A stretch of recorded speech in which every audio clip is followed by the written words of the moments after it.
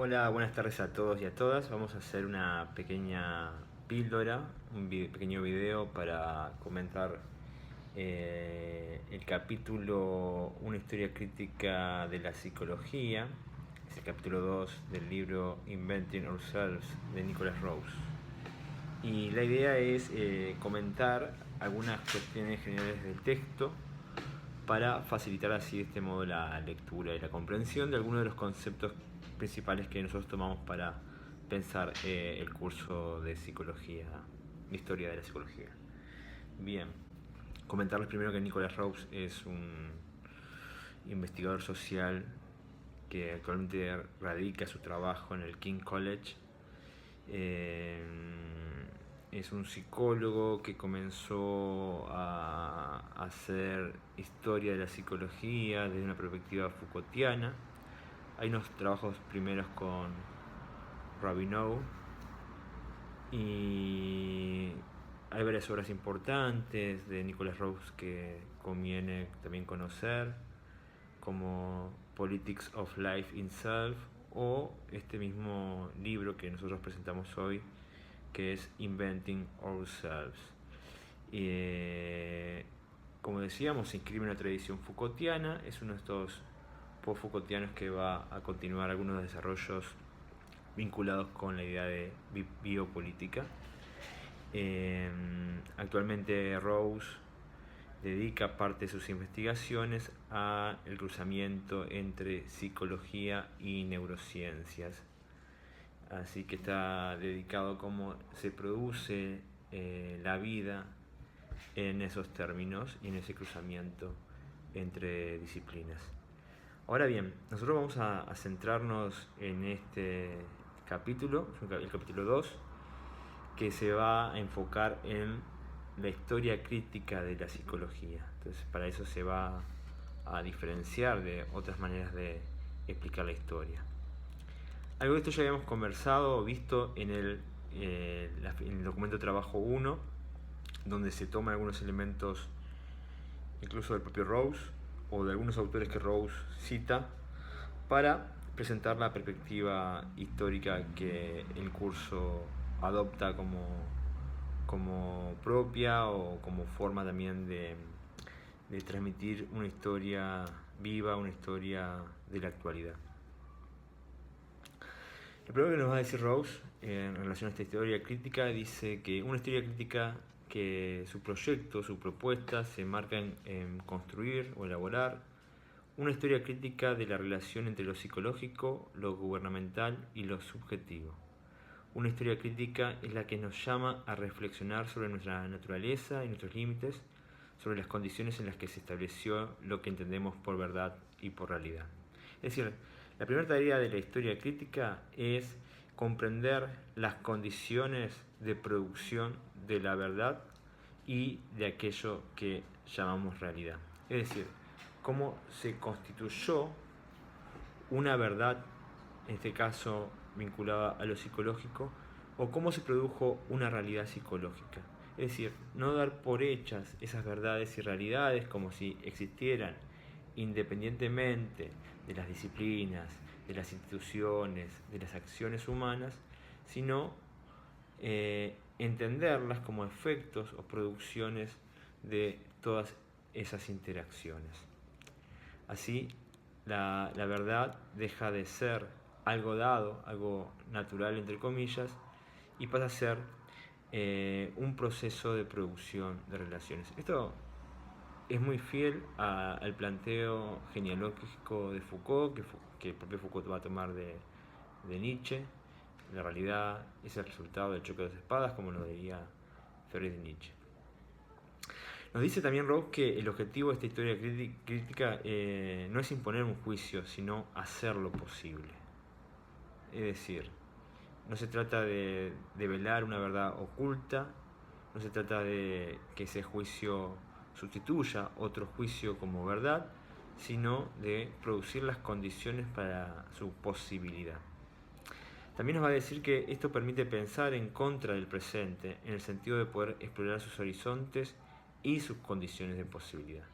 Pensar en contra del presente es pensar en contra de aquello que nos viene dado. es decir, a partir del ejercicio histórico, poder cuestionar nuestras propias prácticas de producción del presente. Nos va a hablar que las ciencias psicológicas, la ciencia sí, va a denominar incluye la psiquiatría, la psicología, la psicopedagogía, es decir, todas ese conjunto de disciplinas científicas que se dedican a la cuestión del alma, poseen conciencia histórica. Y generalmente cuando vamos a estas disciplinas nos encontramos con que sus relatos nos hablan de un pasado que es muy extenso, pero de una historia muy corta. El pasado extenso tiene que ver con la búsqueda de ascendencias en la Grecia antigua, en la Edad Media, en la filosofía, y la historia corta tiene que ver con la constitución formal de las disciplinas modernas que parten sobre todo en el siglo XIX. Nos va a decir precisamente que esta historia corta va a comenzar con el método experimental a finales del siglo XIX, cuando comienzan a producirse los laboratorios de psicología. Nos dice generalmente que Rawls que estas historias que hablan sobre sí no son exclusivas de estas disciplinas. Hay otras disciplinas como la propia historia o la física, las matemáticas, etcétera, que también narran historias sobre sí y para sí. Siguiendo a Georges Canguilhem, va a llamar a esta producción histórica de las disciplinas como historias recurrentes. Estas historias recurrentes tienen un papel clave para el desarrollo de la disciplina, ya que nos dice van a desempeñar un papel decisivo en la construcción de la imagen de la realidad presente en la disciplina en cuestión. De alguna forma, de alguna manera, es el modo en que las disciplinas científicas suelen identificarse en parte con una determinada concepción de su pasado. Es decir, esta tiene una función de dotar de consistencia a ese campo disciplinar particular. Y lo que nos dice Rawls es que estas narrativas establecen la unidad de la ciencia, construyen una tradición ininterrumpida de pensadores que buscan aprender los fenómenos que componen su contenido. También nos va a decir que es inevitable que desde esta perspectiva el objeto de una ciencia, es decir, la realidad que ella procura ser inteligible, parezca ahistórica y asocial. ¿Por qué? Porque el fenómeno está por fuera de toda la trama institucional que hacen las disciplinas. Estas historias recurrentes parecieran venir a contarnos la historia de cómo descubrimos estos fenómenos que eran independientes del aparataje epistemológico, institucional, político que permite el hallazgo o el descubrimiento.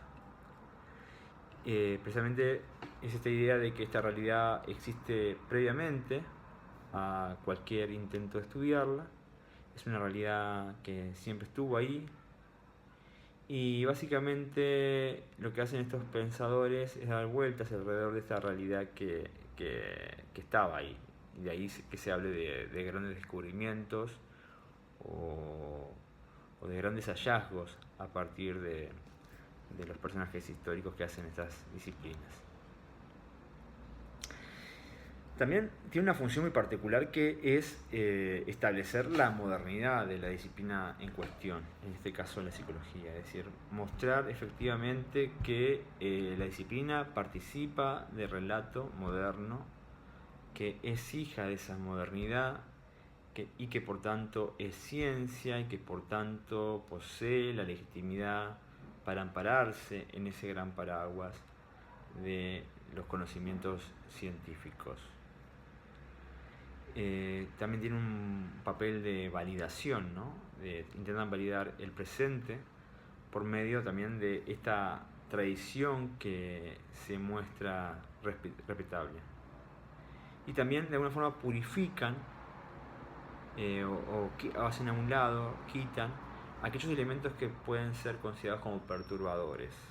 Es decir, un conjunto de acciones que formaron parte del campo de producción que se puede entender no sean de conveniencia mostrar para componer este relato histórico de la propia disciplina. Así que la purificación de ese relato también forma parte de este proceso de construcción de esta historia recurrente o esta historia oficial de cada disciplina.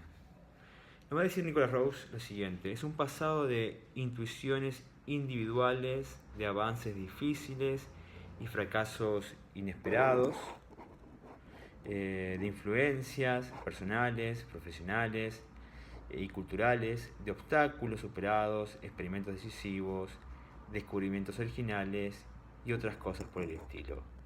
Bien, todos estos elementos van a conformar la gramática de estas historias recurrentes. Las historias recurrentes van a girar en torno a estas cuestiones. También Rose nos va a decir que estas historias recurrentes son más que una ideología. ¿Por qué?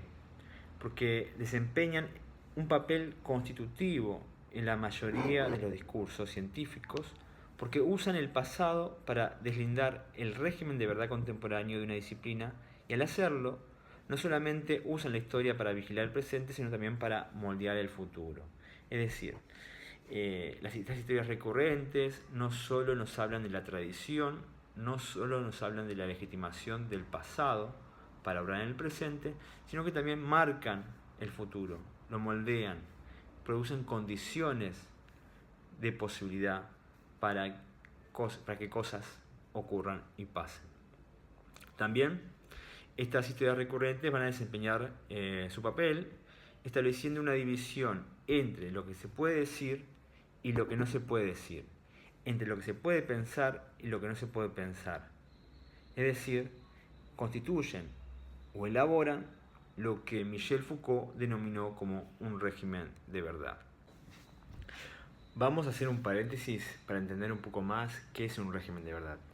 Al respecto nos dice Foucault: cada sociedad tiene su régimen de verdad, su política general de la verdad, es decir, los tipos de discursos que ella acoge y hace funcionar como verdaderos, los mecanismos y las instancias que permiten distinguir los enunciados verdaderos o falsos, la manera de sancionar unos y otros, las técnicas y los procedimientos que son valorizados para la obtención de la verdad, el estatuto de aquellos encargados de decir qué es lo que funciona como verdadero. Estas historias recurrentes también, en esta dirección, por lo que planteaba por su capacidad también de moldear el futuro, son programáticas. Al narrar el pasado de la disciplina, busca no solo deslindar el presente, sino también escribir este futuro, este porvenir. Es en esta dirección que Nicholas Rose va a proponer hacer también la historia del presente.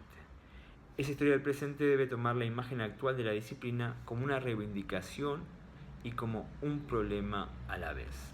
Ahora bien, vamos a explicar por qué Nicholas Rose propone pensar la historia crítica del presente como una reivindicación y como un problema a la vez.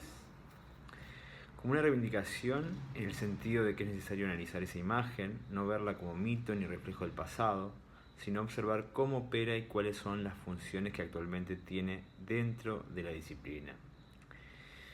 Es decir, reconocer, reivindicar el carácter de lo existente, lo que constituye el discurso o los discursos que dan cabida a las prácticas que se despliegan en una disciplina concreta. También plantea que hay que tomarla como un problema, en el sentido de que no se la puede utilizar como principio para nuestra investigación del pasado. Nosotros no podemos partir de las historias recurrentes para intentar hacer historia de una disciplina. Además, ese discurso histórico particular que hace al discurso histórico tradicional de una disciplina debe ser problematizado. Rose nos va a decir que las disciplinas no solamente tienen límites fluidos entre ellas, sino que además los lineamientos del desarrollo de la teoría, la explicación y la experimentación casi nunca pasan por el núcleo de una disciplina. sino a través de sus vínculos con otras, en forma de cuestiones que tienen más que ver con el saber hacer que con el conocimiento.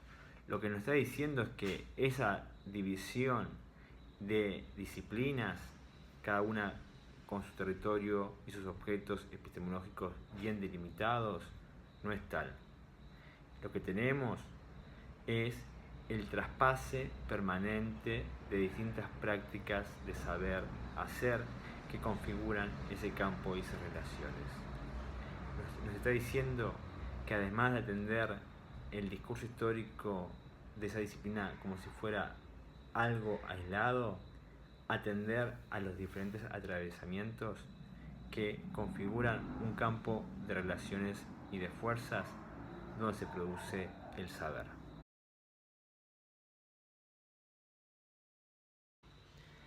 Este material audiovisual sobre el capítulo 2 de Nicholas Rouse, una historia crítica del presente, lo vamos a realizar en 2 o 3 entregas para poder abordar la complejidad del texto. Es un texto que generalmente suele ser pensado como difícil por parte de los estudiantes, un texto que dificulta por su contenido y también porque tiene mucha información y muchos conceptos que nos parecen de utilidad. Así que vamos a seguir haciendo otros videos más cortos para seguir abordando este texto.